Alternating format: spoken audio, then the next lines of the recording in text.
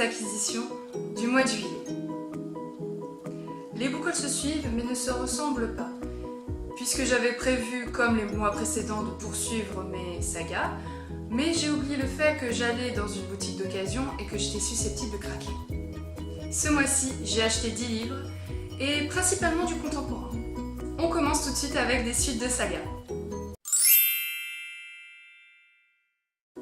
En début de mois, je me suis procuré le tome 1 des Héros de l'Olympe, de Rick Riordan.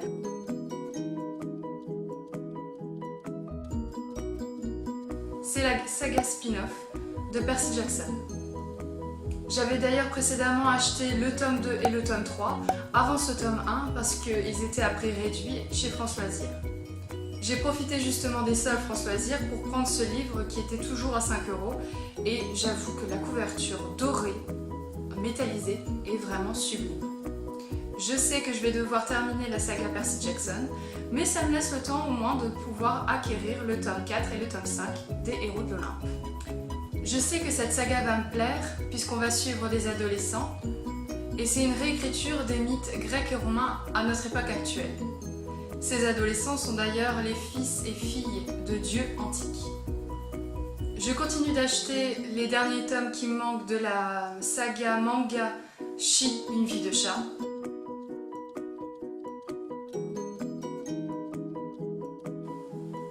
Donc ici c'est le tome 11, il me restera plus que le tome 12, donc j'attends que France Loisirs l'édite.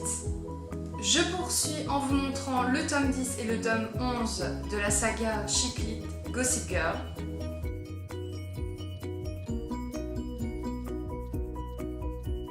C'est une saga chick lit qui raconte la jeunesse dorée new-yorkaise. J'ai lu cette saga lors de mon adolescence, donc je veux me procurer tous les livres en occasion. Là maintenant, je vais présenter des achats pas du tout raisonnables.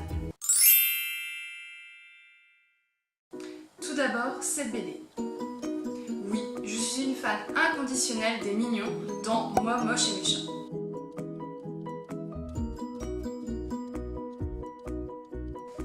Quand j'ai vu que la BD était à 3,90 €, j'ai pas réfléchi longtemps avant de la mettre dans mon panier. Je l'ai déjà lu et c'était franchement une très bonne lecture puisque j'ai beaucoup ri. On retrouve l'humour des mignons, mais avec un graphisme différent de celui du dessin animé. Pour les fans des mignons, je la conseille. Ensuite, j'ai acheté La Reine des lectrices d'Alan Bennett.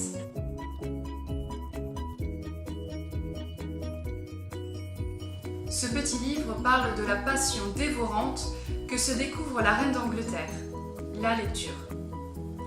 Alors, il n'en faut pas plus, il y a 2 mots qui me viennent en tête, reine d'Angleterre, lecture, combo gagnant. Ça risque d'être très vite lu et je suis sûre que ça va être un coup de cœur. Ensuite, j'ai pris Si je reste de Gayle Forman.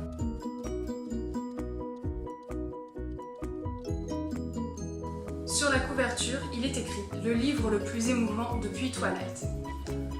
Alors franchement, j'aime bien Twilight, mais de là à dire que c'est émouvant, non, faut pas rigoler non plus. Si je reste raconte l'histoire de Mia, une adolescente de 17 ans, qui lors d'un accident de voiture, perd toute sa famille. Elle est d'ailleurs elle-même dans le coma.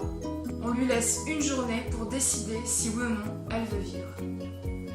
Là je suis sûre que lors de ma lecture, je vais devoir sortir le mouchoir. Ensuite, j'ai trouvé City on Fire, cette brique qui était un phénomène en 2015.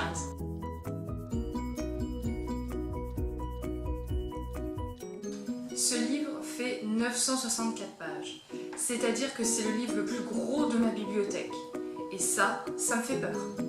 Le livre-objet est plutôt cool puisqu'on a une succession de points de vue dans le récit et on a une mise en page avec des lettres, des photos. Donc ça m'a plutôt plu. En plus, ce livre parle de plusieurs histoires qui s'entremêlent au sein même de la ville de New York. Donc je me suis dit, pourquoi pas le découvrir un jour. En tout cas, il est dans ma bibliothèque, donc je lirai forcément une fois. Maintenant, je présente ce livre au titre évocateur, L'extraordinaire voyage du fakir qui était resté coincé dans une armoire Ikea.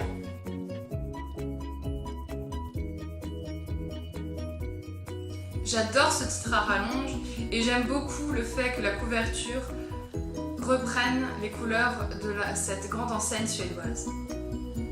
Ce titre me fait mourir de rire, donc je suis sûre que ça va être une lecture très humoristique et qui va me faire voyager.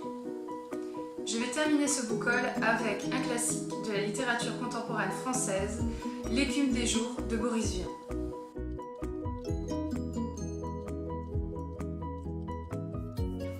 Alors ce livre, ça fait des années que je le vois en bibliothèque et que je souhaite le lire. Cependant, je ne connais rien de l'histoire. J'avais essayé de regarder le film avec quand même pas mal d'acteurs français très connus, mais j'avoue que j'ai regardé le début et ça m'a pas vraiment emballé, donc lire le livre me botte plus. Maintenant qu'il est dans ma bibliothèque, je ne peux plus reculer, je dois le lire. Voilà, c'est la fin de ce book haul. J'espère que cette vidéo t'a plu. En tout cas, je te dis à bientôt dans une prochaine vidéo.